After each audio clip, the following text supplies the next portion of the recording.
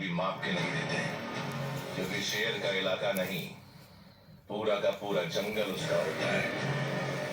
अगर तुम्हें लगता है कि तुम आप हो, तो हम तुम्हारे बाप हैं। कमान।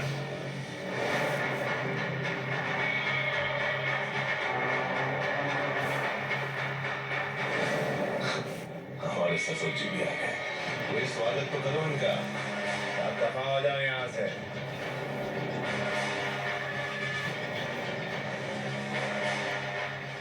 चाचा की वजह से बच गया। मेरे बेवकूफ, तुम मुझे बचाने नहीं आए, तुझे मुझसे बचाने आए। कौन है ये? गरुड़ा को खत्म करने वाला हथियार। ये बैंगलोर आने के बाद वो अपना मकसद भूल गया है। शतरंज के इस खेल में तुम लोगों ने प्याले को